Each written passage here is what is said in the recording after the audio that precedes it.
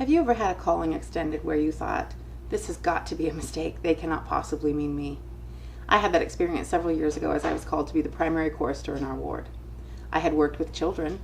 I liked kids. I had sung in choir. I liked music. But I had absolutely no technical skills, no training, and I was very overwhelmed. As I accepted that call, this became an opportunity for me to apply the child development principles that I had studied, along with simple singing techniques, to teaching and empowering children.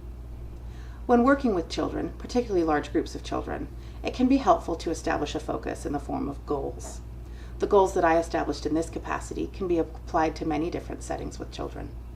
They include helping the children to feel safe and loved, creating an environment which fosters learning, teaching the children about their power, and providing opportunities for them to exercise that power. Number 1, helping children feel safe and loved.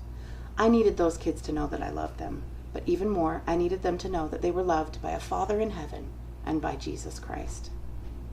This was achieved as I began to connect on an individual level, and this was as simple as making eye contact, smiling, thumbs up, waving, hugs and handshakes as they came in. Number 2, creating an environment which fosters learning. This begins as you establish clear boundaries and expectations. Once those are in place, have fun. And most importantly, include everybody. You've got to find ways to involve each and every child. Number 3, teaching children about their power. Children are born with innate ability to feel the Spirit. I came to understand my role in that calling to teach the children to identify the Spirit when they felt it, to recognize it when it was there. And I taught them that their responsibility was to invite the Spirit each and every time that they sang, providing opportunities for them to exercise power.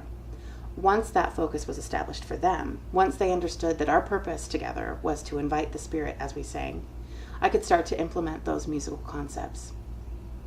To illustrate how to implement these principles, I will share one of our favorite games, Mr. Potato Head.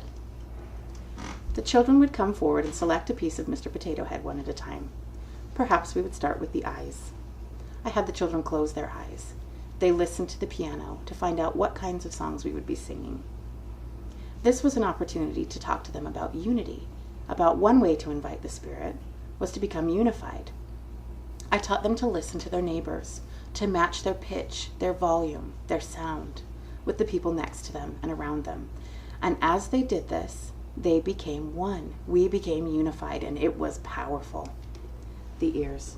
Not only did they listen to their neighbors, but we also experimented with dynamics. We sang at the top of our lungs, and we sang quietly and reverently. We experimented with crescendos to emphasize important points of the music.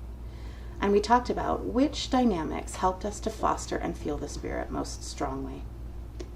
The nose. This was connected to our breathing. And again, we experimented with contrast. We sang with high-pitched nasally sounds. And we contrasted that with the deep, supported, rich tones that could be achieved as we breathed from deep within our guts. I taught them to access their power from their insides. The mouth. Here again was an opportunity to talk about unity. As we shaped our mouths in similar ways, as we focused on our vowels and making those sounds the same, we became unified. We also had the opportunity through the mouth to talk about articulation. I taught the children as they spoke clearly, as they sang clearly, they could share messages with those who were listening, and those messages would be better understood as we formed our words carefully. The arms. Contrast again. We experimented with staccato and legato. We applied these different techniques to different primary songs and had discussions about which fostered a stronger spirit. This was fun. The feet. I taught the children to stand up strong, straight and tall with shoulders back to access that power within. And finally, we added the heart. I encouraged the children to consider whether or not they believed the truth of the things that we were singing, whether or not they had experienced by the Spirit the truth of those things.